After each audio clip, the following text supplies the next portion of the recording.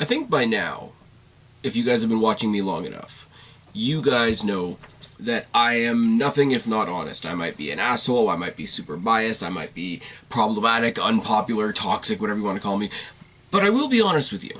And I've always told you, and I've always admitted right off the bat, that my bias is towards NXT. NXT is genuinely the better show in my opinion, and it's not just, I'm not going to hop on the counterculture bandwagon. But I'm also honest. NXT does absolutely shit the bed sometimes. Before last week, I would have said, the fact that Velveteen Dream still has a job. But last week, as a whole, from top to bottom, from the bullshit with the WWE Women's Tag Team Championship match, to sort of rolling out over the rest of the show, last week's show shit the bed. And when that happens, I'm going to do one of two things. I'm going to come up here and I'm going to tell you that it shit the bed. I'm going to be harder on it than I am on any other show, because it is my show and I expect more. Or I'm just not going to review it because it's not worth my time. And that's what happened halfway through last week's episode. Last week's episode, took the clipboard, tossed all the notes in the garbage, said fuck it, put a quick thing out to Twitter being like, since NXT shit the bed, I'm not talking about the show this week. But the thing I have to give NXT credit for, and you should too if you're honest with yourself, when they do shit the bed, we then get an episode like tonight. Let's talk about it.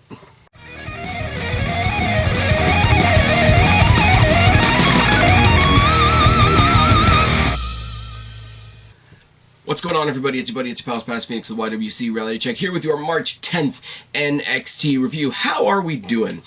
As I said in the intro, wasn't here last week. NXT shit the bed. NXT last week did not deserve a review from me. But there was some other stuff going on. Ironically, filmed before last week's episode of NXT. There is a podcast up right now on this channel, and if you're listening in a podcast form, on the podcast as well, with myself, Jake DeMarco.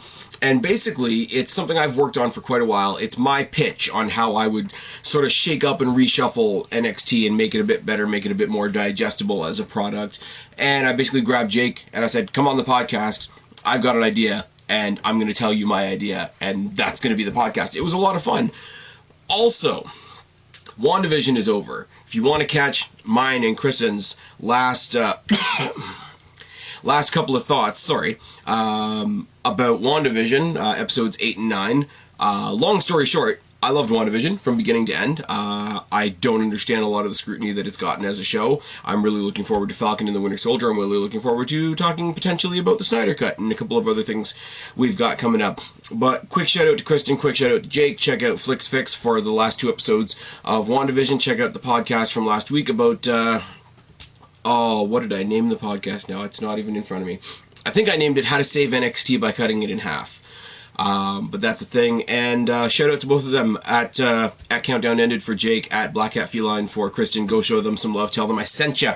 Also, it's worth mentioning that Molly Holly is the first inductee into the Hall of Fame this year. They announced that the Hall of Fame is happening on Tuesday, so that's going to be a stacked week, isn't it? That's good. From Monday to the Monday after WrestleMania, we're not going to have a minute to breathe, and I don't necessarily complain about that, but we're not going to have a minute to breathe, are we?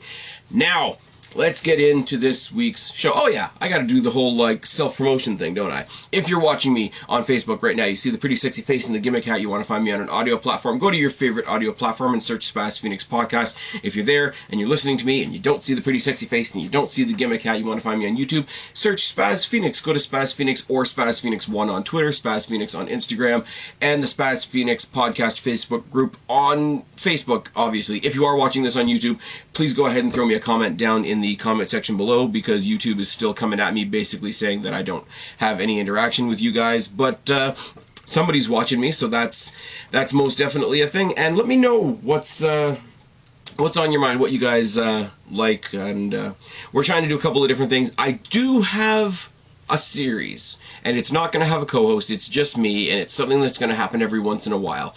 I think I'm going to wait until after WrestleMania Season 2 drop it. It is NXT related, but it isn't something that I'm going to bring Jake in on. It's not something I'm going to get some counter opinion on from Guapo. We will get Guapo back on here for something at some point.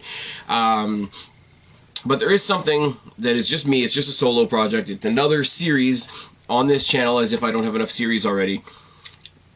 And that's all I'm going to say right now. That's a non-plug plug, because I didn't tell you anything, did I? This week's episode, what did we know going in? Well, what did we know coming out of last week? We knew Xia Li was probably going to kill Caden Carter this week. We knew we were getting a women's title match, a men's title match, and an announcement from William Regal. Now, over the course of Monday Night Raw, they bumped that up and said that it was going to be 2 announcements from William Regal. And the one that we didn't get, spoiler alert, is the long-rumored move to Tuesday nights. I have my opinions on that. I have opinions for and against that. A little bit of a spoiler, the podcast that I just spoke about with Jake, part of that podcast does suggest moving NXT to a different night, or 2 different nights, plural. So there was speculation that we were going to get that announcement that, hey, they're moving to Tuesday nights, whatever. There's also been speculation that NXT is going to reinvigorate the Evolve brand, and there's going to be a second show called NXT Evolve, which I'd be very, very interested in. And again, ties in very closely to the podcast that I am ruthlessly plugging to you now. Neither one of those were announced this week, though. We opened up the show. It wasn't a cold open, but there wasn't any big video package to start off the show. We see Balor and Cole arriving at the arena. We see Storm and Shirai arriving at the arena for their respective title matches. Sorry, sinuses are shitty because, yeah, sinuses are shitty. We go to the ring. Regal is already in the ring, and we don't waste any time, which I really like. And, there was other stuff to drag you out through watching the rest of the show, but, look at Monday Night Raw last week when we made the brilliant decision of putting the title on Bobby Lashley and screwing my boy The Miz. But did they not drag that through the entire fucking 3 hours? We didn't do that. The selling point of this show is William Regal's 2 announcements. We started off the show with William Regal's 2 announcements. First one was him throwing to a video package talking about the history and the impact of the NXT TakeOver brand and whatever, and they used the exact same marketing scheme that they did for WrestleMania last year. The show that's too big for just one night. And apparently, all that means is because of the scheduling, because of the 2-night WrestleMania, because we've been saying, it's a 2-night WrestleMania, they'll just do a takeover later on. No, apparently they're doing a 2-night takeover. The first night is, and people were telling me bits and bobs about this before this show, but I'm just going by what they gave us on the show tonight. The first half is going to be a Wednesday night episode of NXT on television, on Sportsnet for me in Canada, for USA for my friends down in the States, and all that sort of thing.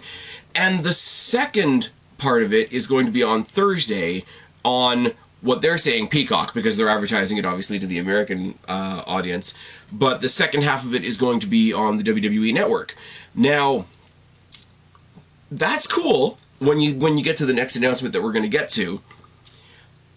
But I really don't want it to be like what they did when they did the elevated NXT episodes. And Halloween Havoc was great. It was one night. But when they did the Great American Bash, and they did it 2 nights, basically the first night was a go-home show, and the second night was when all the really big stuff happened. So I don't want them to market a 2-night takeover where the first night is just a really extended, really inflated go-home show. I'm really kind of concerned about that. Obviously, it's going to be under the constraints of having commercials and all that sort of thing. It's really going to come off like a regular episode of NXT. But what I will say, I'm not going to turn down more NXT. I'm really, really not. Now, there was nothing to say where this was happening. I'm assuming the first night is happening in the CWC. Maybe the second half is happening somewhere else, somewhere larger, maybe with fans, considering Raymond James is selling tickets starting next week for WrestleMania. Am I right in saying that? But what it means, and this is what I'm going to get to, and this is actually a tweet that I pulled off of Aaron Rift from NoDQ, who I haven't referenced on here in a long-ass time. That week, we are going to have Monday Night Raw, the Hall of Fame, TakeOver Night 1, TakeOver Night 2, SmackDown, WrestleMania Night 1, WrestleMania Night 2, the Raw after WrestleMania, and rumor has it that'll be the first Tuesday episode of NXT. That's 8 straight days of WWE content.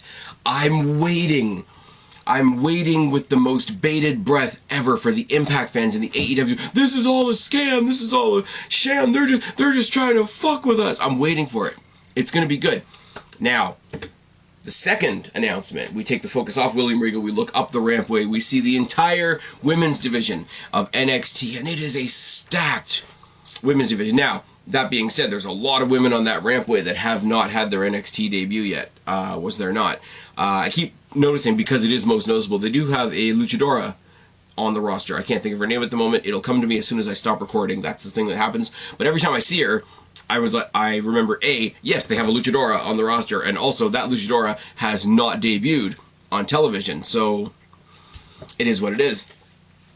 He puts over the roster, he puts over the tag teams of the women's roster, and the recent awesome takeoff of the Women's Dusty Classic, but also the sham that happened last week with Adam Pearce randomly coming and rawing up NXT. They got some WWE in my NXT, I guess you could say. They did the screwy finish and rah.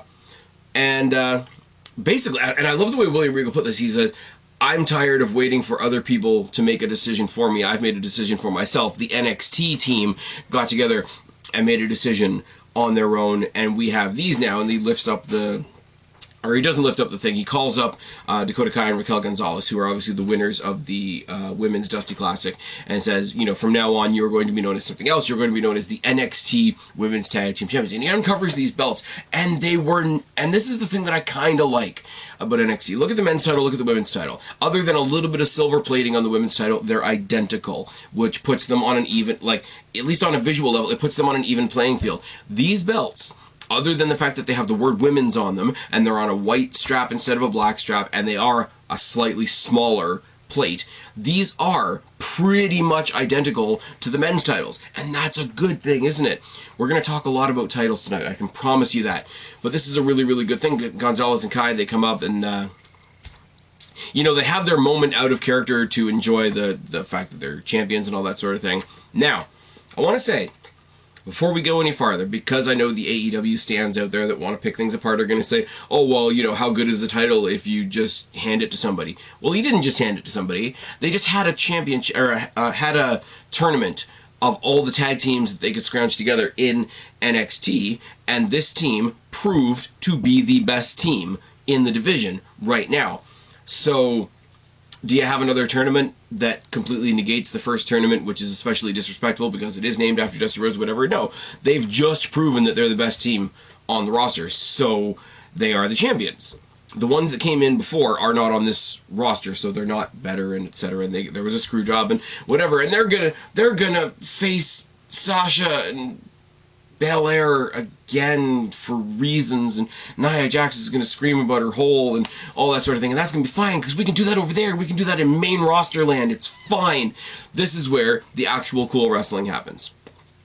Now, I like this for a bunch of reasons. A, it sort of brings back the prestige that was lost by the Dusty Classic win last week with all the shenanigans. But B, it means they have their own titles, and it means they don't have to interact with Raw and SmackDown, which means they're not going to be touched by Raw and SmackDown's booking. There's every reason why this is a good idea. Unless you work for What Culture and your name is Michael Sidgwick, you cannot tell me that this is a bad plan. You cannot tell me that there is any sort of plus with the main roster having any influence on NXT. No, you cannot. So, what do we say next? Well, the AEW fans would say, well, why don't they have a ranking in the division? Well, we do. Because a tournament leaves you with a number 1 and a number 2, and the 2 number 2s stepped up, and the 2 number 2s happened to be Ember Moon and my girl Shotzi Blackheart. They cut off the tag team celebrations as well. Basically, champions need challengers. How about it? William Regal sits there with a big shit-eating Cheshire cat smile on his face and said, well, thanks for making my job real easy. So we have a third title match tonight. The inaugural NXT Women's Tag Team Championship first defense by Dakota Kai and Raquel Gonzalez meeting the offense of Shotzi Blackheart and Ember Moon. And gee, I wonder, look at the smile on Spaz's face, I wonder how that goes later on. Oh yes, but speaking of the insane women's division, and the only 2 women that weren't on the rampway when William Regal said, hey, look at the rampway. Io Shirai, Toni Storm, Women's Championship. really, really good match and a really good way to kick off the show coming off of all this great news. And I don't care. I really don't. If I said it to our good friend Jake DeMarco talking before tonight's episode of NXT, I'm at the ridiculous point right now where sort of anything can happen. Like they're playing around with where NXT is going to be. They're playing around throwing WWE Network onto Peacock. We're doing 3 and 4 and 5 day shows. We're sort of in an anything goes holding pattern right now. Sorry, I couldn't get my words out there. We're sort of in an anything goes holding pattern right now where I sort of wanted everything I wanted William Regal to come out and announce every single rumor that we've heard. I want to hear the move to Tuesday. I want to hear the double night pay-per-view. I want to hear we're getting 12 new titles. I want to hear we're bringing the Evolve thing back. The Evolve logo, by the way, the Evolve logo that's been going around, the new NXT Evolve logo, is kind of cool, and it's kind of intriguing. It's also really weird to see the NXT logo in purple, because it still has that 205 Live vibe to it. Here's another shout out to that podcast me and Jake did last week. Part of me fixing NXT is getting rid of 205 Live. Oh, yes. So let's talk about Io Shirai versus Toni Storm, because this was the first match of the night, and it was really good, and it was the first title match of the night, and it was really good. Collar and elbow tie up and a shoving match to start, ground and pound by Shirai, hip attack by Storm, high forearm by Shirai, followed by a mudhole stomp, scissor kick by Shirai, chops and a basement dropkick. Storm eats the turnbuckle hard, Shirai works on the midsection, there's an abdominal stretch by Shirai, and a shoulder tackle, face plant into the apron by Storm, Shirai eats the steps. Commercial break. Now, I'm going to say something else, because I am in Canada, and it's on a slightly different channel up here than it is down there for you guys in the States, and we finally have it on a TV channel up here in Canada, and I don't have to say that WWE hates us anymore. Also upgraded everything in my house today to Rogers Infinite, which is even better quality, even better sound, even better picture, and everything's just better. Everything's coming up Spaz, except, we're still in lockdown, all that sort of thing. So everything about this show was better. Last week's show was shit. This week's show was great. Watching it on a better TV through a better service, not having to stream it through a shitty USA stream because WWE doesn't love Canada anymore, which is great. Anyways, we come back from the commercial break. Tackle by Shirai and a 619, a springboard dropkick, a rolling double stomp by Shirai, a superplex by Storm, a low lariat by Storm, and a German suplex with a bridge, which is nice. The form was nice. It was good. They both traded some forearms. There's an elbow drop by Storm to the midsection while Shirai was in a bridge. That was a nice, neat little thing as well. Sorry. Sit-out powerbomb by Storm. Palm strikes by Shirai once she gets out of the sit-out powerbomb, obviously. Crossface by Shirai. Double knees, and the moonsault misses. Storm Zero by Storm, but a diving headbutt also misses, and a crossface once again by Shirai gets the submission victory, and the submission successful defense for our hashtag and still NXT Women's Champion. Oh, yes. We're going to see where Shirai goes later on, and I really, really, really like it, because it sort of has shades of last week, shades of one of the only cool things that happened last week. Finn Balor is in the back. He's hyping up his match for tonight, talking about all the history that he has with Cole at this point, and how all of Cole's history links back to the Undisputed Era, basically links back to him having 3 guys having his back to help him keep his championship. It's good. Backstage segments, the backstage pre-recorded match hype things that NXT does are usually pretty damn good. LA Knight is in the back making fun of everybody that thought he was going to debut last week, and he thinks he's going to debut next week instead, which is fine. He gets jumped by Bronson Reed, who he fucked over last week, so I wonder who he's going to be having his first match in NXT against, and I have nothing against that. I'm intrigued by LA Knight. I saw Eli Drake briefly in the dregs of the last couple of days that I was actually watching TNA back in the day, and I don't have anything bad to say him. I don't have much to say about him because I don't remember much about him, but I do like Bronson Reed, and if Bronson Reed is being used as an introductory tool, I don't want to quite put him in that Dolph Ziggler category where, you debut, you face this person, and then you go on and have the rest of your career, because that's kind of shit. But it's good. Bronson Reed is a lot of fun. They've put a little bit into his production. Speaking of production, I made the joke before about Bobby Lashley being the new WWE champion, and he's going to do a polite job of holding it until Drew gets it back at WrestleMania. It's all fine. Holy fuck, the production that they put into his entrance this week on Raw, eh? Was that a shot at AEW? And the sparklers at Revolution? Maybe don't promise an explosion. Just saying. And then we come back from a commercial break, and Jake Atlas is in my ring. Now, Jake Atlas is a great wrestler, and both in character and supposedly in real life, he's a really nice guy. You know what? In wrestling, you know what's really not that exciting is a really nice guy. Till I saw his opponent. And his opponent was Pete fucking Dunne, coming out with the other tag team champions of NXT, Lorcan and Birch, in his corner. But they, spoiler alert, don't get involved in this match because Pete Dunne just likes to kill people. Let's talk about it. Collar and elbow tie-up, and Dunne works the arm right away. Arm drag. I lost my place because my writing sucks. Dunne bars the arm, works the wrist and the fingers. There's an arm drag by Atlas and a takedown side headlock by Dunne. You get an arm drag, Atlas. That's about it. Head scissor by Atlas is all you get. Boot to the face by Dunne. Atlas is doing some kind of headstand maneuver. Dunne breaks him out of the headstand maneuver by kicking him in the face. Dunne starts dropping knees on the elbow joint, and he starts kneeling on the ball of the shoulder and popping the fingers one by one, which is really... I love watching Pete Dunne do his thing. I was spoiled. Yes, check it off your Spaz Phoenix bucket list. It's not the only time I'm going to say it tonight. I've seen Pete Dunne live. I've seen Pete Dunne take on Marty Scurll. I've seen Pete Dunne take on what's his name? Josh Alexander. I've seen Pete Dunne take on the guys from Mustache Mountain, which is not that different because we've seen that on WWE. I've seen Pete Dunne take on John Morrison. I've seen Pete Dunne take on Austin Aries. I saw Pete Dunne take on James fucking Ellsworth, and I've seen him do the joint manipulation shit up close and personal, and it does change the temperature of the match. And it's all good. Check it off. Spaz Phoenix bucket list. It's coming back later on, I promise. He's kneeling on the ball, the shoulder, popping the fingers. He chops and slaps and boots and overhand shots by Atlas. Try to fight back, and it just doesn't work. Dunne counters a moonsault into a triangle choke because he's Pete Dunne. Knocks Atlas off the ropes, hits him an armbar, stomps him in the face because he can, does the finger snap, does the cross arm breaker, and wins the match. And then he grabs a mic to cut a promo, but he's kind of talking shit like he doesn't realize he's talking into a microphone, which is kind of good. Pete Dunne is not the best promo in the world, but when he's just talking like he's not trying to cut a promo, it is pretty good. You know, everybody thinks they can step up to me. If you step up to me, that's what happens. And the two guys, his two buddies, the tag team champions, are behind him. They're hyping him up, but they didn't beat the guy down. They didn't get involved. They didn't cost him the match. They're just there, hyped up by what their buddy just did, which is great. He says, "I'm the best technical wrestler in the world, and if you think I'm not, I dare you to come and prove me wrong," which is fucking awesome. Fucking awesome. Imperium. Let's just get this out of the way right now because it does get sort of cleared up later on as well. Imperium, specifically Marcel Barthel of Imperium, keeps hinting towards this past that they have with Timothy Thatcher.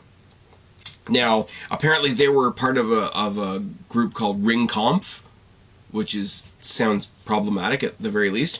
I'm not familiar. I'm a WWE guy. He's trying to get Thatcher to rejoin the fold, and sort of sarcastically, he's like, well, you know, do you need to ask Ciampa's permission? Well, for your sake, we'll welcome him in as well, but you need to come back where you belong. There's a small part of me that thinks that this is leading to Tommaso Ciampa versus Walter.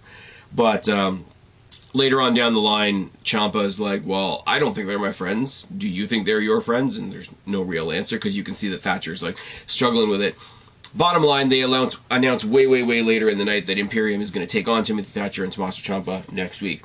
It does. They're not title matches. They're not main marquee matches, but we're going to talk about it at the end of the show. They're slowly stacking up a pretty good, like, dark horse show next week. It's not going to have all the fireworks, AEW fans. It's not going to have all the fireworks of this week's episode. That's just a thing. But it does look pretty damn good.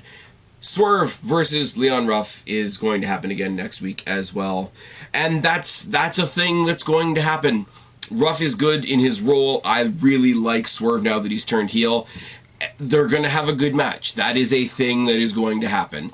I'd be lying if I said it was the most exciting thing in the world to me because we've seen so much of it in a condensed period of time. But two good wrestlers going out there doing good wrestle things is not going to hurt my feelings at all. You know what else doesn't hurt my feelings at all? The inaugural defense of the NXT Women's Tag Team Champions, Dakota Kai, Raquel Gonzalez, defending against Ember Moon and Shotzi Blackheart. We start off real fast, real quick with a dropkick by Moon and an extended standing cloverleaf by Shotzi Blackheart. And for a minute, I thought they were going to do a fluke win, which I would have laughed at, which I would have thought was really fun, but it really wouldn't have been... It wouldn't have been the best move, I'm not going to lie. Double pump kick by Shotzi and Kai send us into a commercial break right at the beginning of the match. It's kind of weird. But clothesline by Gonzalez when we come back. Body scissors by Kai. A pump kick by Kai. Enziguri by Shotzi. Forearms by Moon. Running senton by Moon. There's a modified slam and a drop kick. Second rope code breaker by Moon. Double dive. I can read my writing, I promise. Double dive to the outside by Moon and Shotzi. Moon eats the turnbuckles fucking hard. There's an assisted go to kick by Kai and Gonzalez. Gut shots by Moon. Overhead stretch and a slam by Gonzalez. Top rope double cross body by Shotzi Blackheart. Facebuster and kick by Shotzi. A back suplex and a cannonball into the ropes. Springboard splash by Moon. Double wheelbarrow suplex by Moon and Shotzi. Stunner by Shotzi. Eclipse by Moon. Followed by a tarantula. Everybody collides in the center of the ring. There's a roll-up with an extended sprawl by Shotzi Blackheart. And, say it loud, say it proud, your and new NXT Women's Tag Team Champions are Ember Moon and my girl Shotzi Blackheart. Yes, yes, yes. Destiny Wrestling. Check it off your Spaz Phoenix bucket list one more time. I do not care. This is fucking awesome. Drop the titles, drop them on who it makes sense to have the titles, and then have the better team come and win those titles. And especially when you see what happens later on, it all makes sense. There's Adam Cole doing the same thing that Balor did in the back, hyping up his match for later on tonight. And then as we come back from the commercial break, we see Shotzi Blackheart and Ember Moon walking through the back, celebrating with all the other women of the women's division, other than Kai and Gonzalez, obviously, and other than the girls from The Way who are off in the corner pouting because it should have been them. Gargano's consoling them because it should have been them. And Austin Theory is upset by what Gargano paid the fake shrink to tell him last week in therapy. I love the cheesy Gargano, Theory, Candice, Indy Hartwell comedy. Even it cannot save I can't even speak. Even their good, cheesy comedy cannot save an angle that has Dexter Lumis in it, is where I'm going with that one. He gets Austin Theory all hyped up, says they're going to have a match next week with Lumis, which doesn't... It doesn't hurt my feelings, because if they're going to get it out of the way now, then it means that they're not going to waste time at TakeOver with it. So, while I'm not excited to see it next week, I am excited to see that it is happening next week and not at TakeOver. I hope that makes sense. And the women are going to... I mean, Shotzi and Ember and Indy and Candice have a lot of extended history, so they could be the next challengers, because the previous champions aren't going to be the next challengers, and we're talking about that later on. Xia Li versus Caden Carter. Caden Carter tries to put up a pretty good fight, dies anyway. The last move she gets in is a modified haluva kick. Catanzaro is at ringside trying to cheer her on as Xia Li's about to do the stomp that she did to her. Attacks Xia Li with a crutch, and then Boa tries to attack her because Tiancha told him to, but we don't have male on female violence in wrestling. So Caden Carter comes back with the crutch and attacks him. So one of two things is going to happen here. Now, I really wish WWE would do proper intergender wrestling, not just, hey, let's put a dude out there and tell him he can't do anything, and let him get his ass kicked for comedy, because Sasha Banks needs comedy. Looking at you, Reginald. So either we're going to have a really weird sort of Xia Li and Boa taking on Catanzaro and Carter, where Boa's not going to be able to do anything, because he hasn't done anything, or we're going to get the good match, which is Xia Li and Tiancha taking on Catanzaro and Carter in a proper 2-on-2 women's match, which would also include the debut of Tiancha.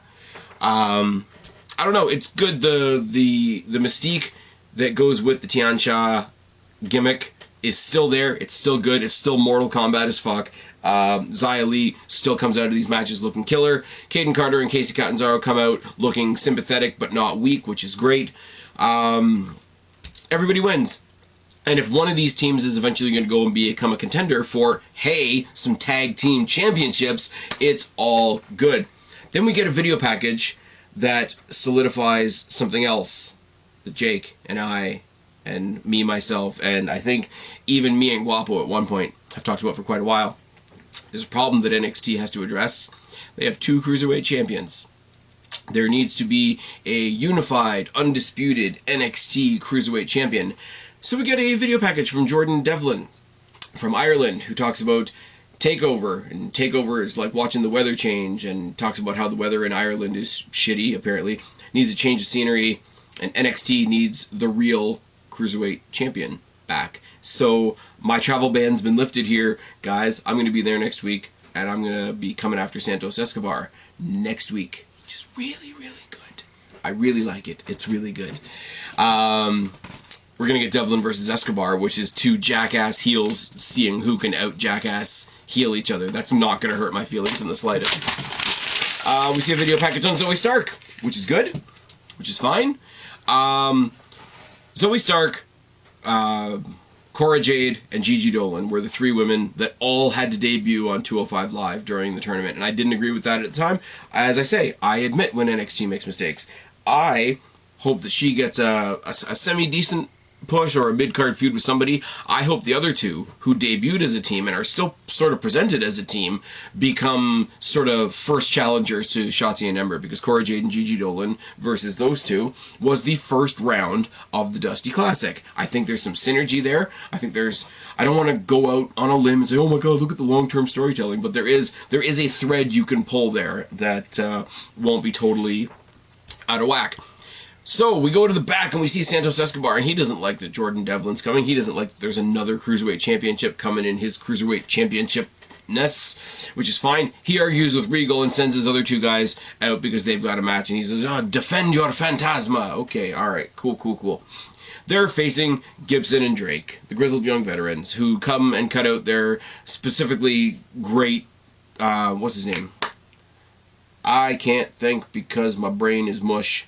Zach Gibson cuts his, soon to be recognized, and, ribs Raul Mendoza and Joaquin Wilde about basically being Escobar's bag boys and all that kind of thing. And they have about a minute of a match before there's a distraction, and there's a spaceman entrance on the entranceway, and it's campy as hell, and you think, okay, Breezango are back, they're here for some revenge and whatever, but it's not Breezango.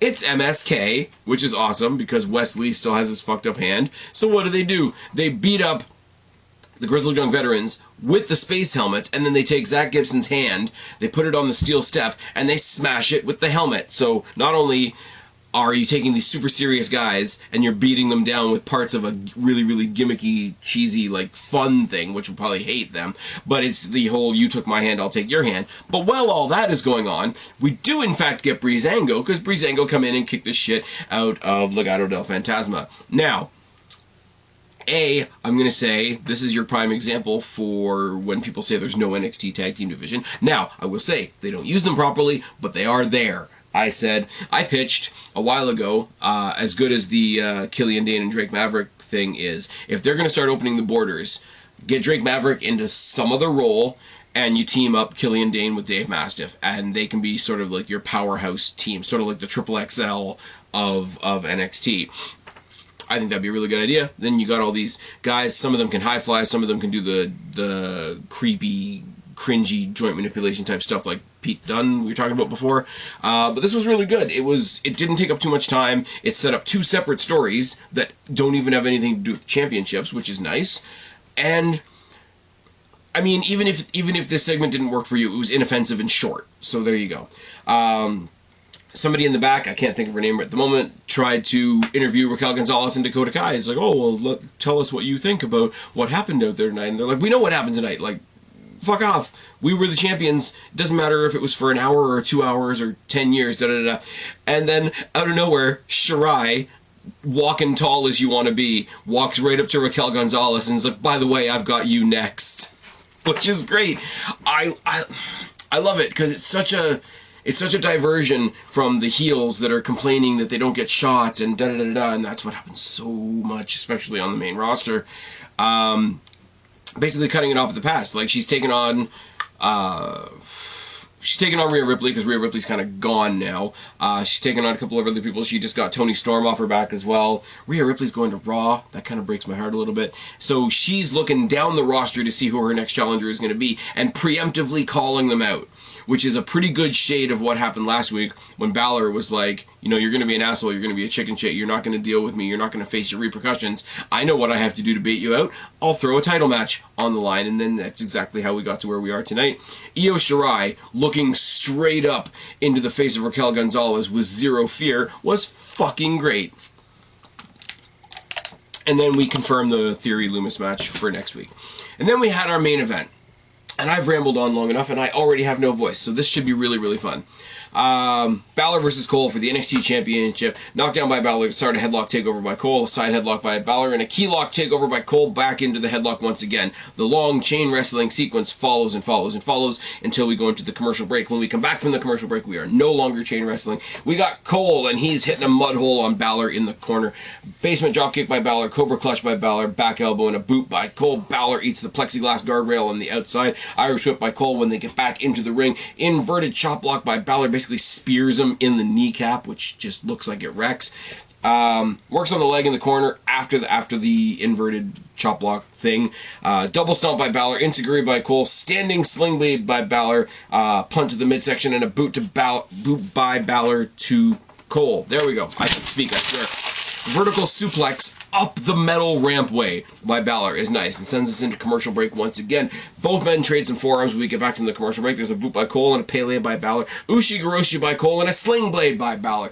Shotgun dropkick by Balor and a super kick by Cole. Crossface by Cole, and then when he eventually has to break the crossface, he's like, I'll just stomp on your jaw, because that seems to be a problem for you recently. Mounted forearms by Balor, a super kick by Cole, a last shot, a Panama Sunrise, and Balor tosses Cole out of the ring, and we go to the near side, the side that doesn't have any fans on it, the side where all the cameras are, the side that would be the hard cam side if we were in normal circumstances, and who's looking over the guardrail but Kyle O'Reilly, coming back like the return of death himself. Cole gets inside just in time to... he doesn't come inside because Balor hits him with the 1916 on the outside, tosses him in, hits the coup de grace, defends his championship. Now, here's where the focus totally goes off of Balor onto Cole, because Kyle, hopping over the rampway in his denim and rocker gear, looking like an absolute reject from the fucking Ravens flock, beats down Cole in the middle of the ring, and Cole goes to give him a low blow. But he blocks the low blow, he holds onto his arm, and I thought he was just going to do something really fucked up to his arm, but no, symbolically it was even better. He ripped the Undisputed Era armband off of his arm and proceeded to beat the fuck out of him some more. Takes him to the outside, wants to have a little poetic justice and suplex him on the stairs, but obviously the referees and the officials and whatever know exactly what's coming and they don't let him, so he just tackles him up the rampway some more. And then the camera work on this was really cool, and I don't focus on the camera work that much, but they pan into a super close-up of just Balor, and he's looking right off into the distance and he knows somebody's behind him, and you just hear it, and it sounded like a line from a movie, which is fine, and if you want to call it out as being corny, that's fine, but all you see him say is, "What took you so long?" And the camera pans behind him, Karrion Kross is standing right there, you end on the face-to-face between those two, so everything works. Look at this show. You've got brand new titles announced, two sets of brand new champions crowned in one night for those new titles. You had a really, really good women's title defense. You had a really, really good men's title defense. You've got two different tag team feuds, potentially, that don't even have to do anything with the tag team championships. You've got all kinds of stuff going on with the way. You've got the further implosion of the Undisputed Era, and now you finally introduce Balor versus Kross. If this night wasn't a direct turnaround and a direct response to them knowing that they shit the bed last week, and now know that they have to set sail, quote unquote, yes, it's a pun, I do that, for TakeOver, that's 2 days before WrestleMania, this was fucking great.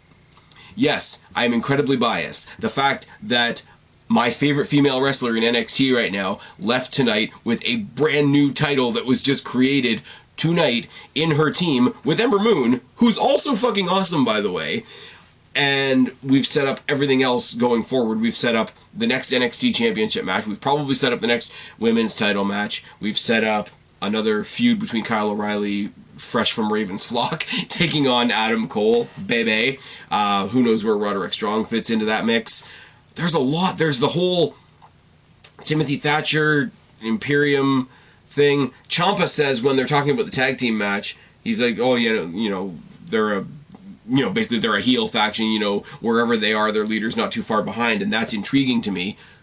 Think about the potential. Okay, we haven't had the UK Championship on an NXT US takeover in a long time, but if you want to tell me that we're going to get Tommaso Ciampa versus Walter out of all this, if Thatcher turns and Thatcher joins Imperium and Imperium grows to 5 people, fine, cool, whatever. I wasn't really incredibly enthused about their tag team anyway, and I don't think it was meant to last. But if out of all that you get Ciampa versus Walter, I'm really, really okay with that. Because you get Ciampa versus Walter for that title, you find new contenders for Shotzi and Ember, you find new contenders for Lorcan and Birch, you get some sort of technical classic out of Pete Dunne, you do something with Johnny Gargano and maybe Swerve, heel versus heel for the North American Championship, you do Raquel Gonzalez versus Shirai, you do Cross versus Balor, you do the Undisputed Era imploding, as I've said. They've already set the table for this takeover, and this show was good. This show delivered. This show did more than deliver on everything that it promised and everything that it had to do to make up for last week.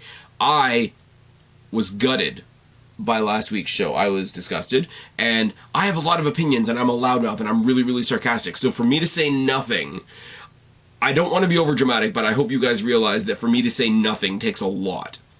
And all I can say is, and they've done it a couple of times, NXT, when they do shit the bed, they do come back with something like this. And that means that even them shitting the bed is something we can look forward to.